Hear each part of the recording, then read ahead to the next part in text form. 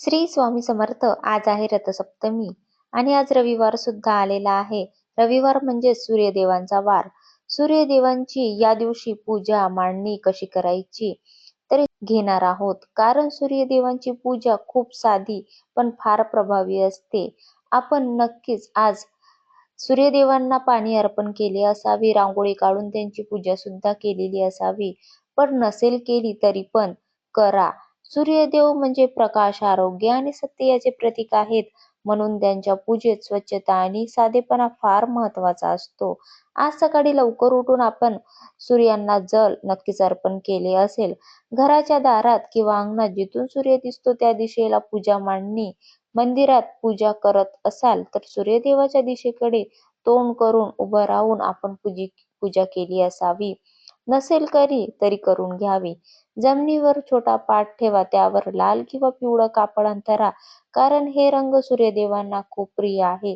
पाटावर तांब्याचं भांड ठेवा, त्यात स्वच्छ पाणी घ्या. त्या पाण्यात थोडी हळद किंवा लाल फूल टाका. हे पाणी सूर्याला अर्पण करायचं असतं. जर सूर्यदेवाचं चित्र, फोटो किंवा असेल तर ठेवा, नसेल तर सूर्य दिसतो त्या दिशेनेच नमस्कार केला तरी पूर्ण पूजा होते. एक तुपाचा दिवा, तेलाचा दिवा असा लावावा आणि मन शांत करून सूर्यदेवाचं स्मरण करा. धूप अगरबत्ती लावू शकता, आपल्या मनाची ही इच्छा आहे. आता रांगोळीबद्दल सांगावे तर रथसप्तमी उत्तरायणाला सूर्यपूजेला रांगोळी काढणं खूप शुभ मानलं जातं. रांगोळी म्हणजेच आनंद आणि सकारात्मकतेचं आमंत्रण आहे. रांगोळी घराच्या दारात काढावी किंवा पूजेजवळ काढावी. फार मोठी रांगोळी काढायची गरज नाही. जसं की साधी गोल सूर्याची आकृती काढा. फुलांची साधी रचना करून काढली तरी चालते. रांगोळीत पिवळा केशरी रंग टाकून अशी साधी रांगोळी काढावी. काढताना मनात हीच भावना ठेवावी की जसं सूर्य प्रकाश देतो तसा माझ्या घरात आरोग्य, शांती आणि सुख देतात. आज जर ही साधी पूजा केली तर सूर्यदेव नक्कीच प्रसन्न होतात आणि संपूर्ण वर्षभर आरोग्य, तेज, आत्मविश्वास आणि सकारात्मकता देतात. तर या पूजेसोबतच या दिवशी म्हणजे रथसप्तमी पासून सूर्यनारायणाची रोजची सेवा सुरू केली तर ती फार फलदायी मानली जाते.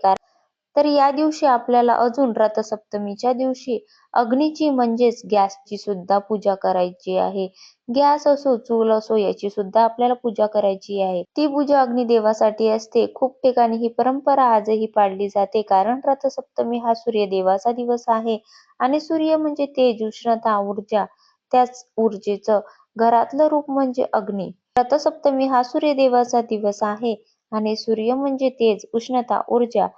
त्याच ऊर्जेचं घरातलं रूप म्हणजे अग्नी. स्वयंपाकाचा अग्नी, गॅस, चूल हाच अग्निदेव मानला जातो. म्हणून या दिवशी घरात पहिल्यांदा गॅस पेटवताना मनात अग्निदेव आणि सूर्यदेवाचं स्मरण करतात. कसं करतात तर गॅस पेटवण्यापूर्वी स्वयंपाकघर स्वच्छ करतात. गॅस समोर छोटा दिवा लावतात. हळद कुंकू ठेवतात. मनात म्हणतात, हे अग्निदेवा आमच्या घरात अन्न, समृद्धी आणि आरोग्य ठेव. काही घरात गॅसवर दूध ठेवून ते थोडं उतू जाऊ देतात. हे अपशकुन नसून खूप शुभ असतात. याचा अर्थ असा घेतला जातो, जसं अन्न शिस्त तसं घरात सुख शांती वाढव. अन्न कधी कमी पडू देऊ नको. लक्षात ठेवा, ही पूजा मोठ्या विधीची नसते, फक्त आपली भावना आणि कृतज्ञता असते. सूर्यदेव, अग्निदेव आणि अन्न या तिघांबद्दल कृतज्ञता व्यक्त करण्याची ही सुंदर परंपरा आहे. तर या दिवशी नक्कीच आपल्याला अग्नीची म्हणजेच गॅसची सुद्धा पूजा करायची आहे. लक्षात ठेवा, सूर्यसेवा म्हणजे सूर्यनारायण सेवा ही नियमाची नाही तर आपल्या श्रद्धेची आणि भावनेची. कोणतीही सेवा करताना श्रद्धा, भाव हा महत्वाचा असतो. मनापासून केली तर सूर्यदेव नक्कीच कृपा करतात.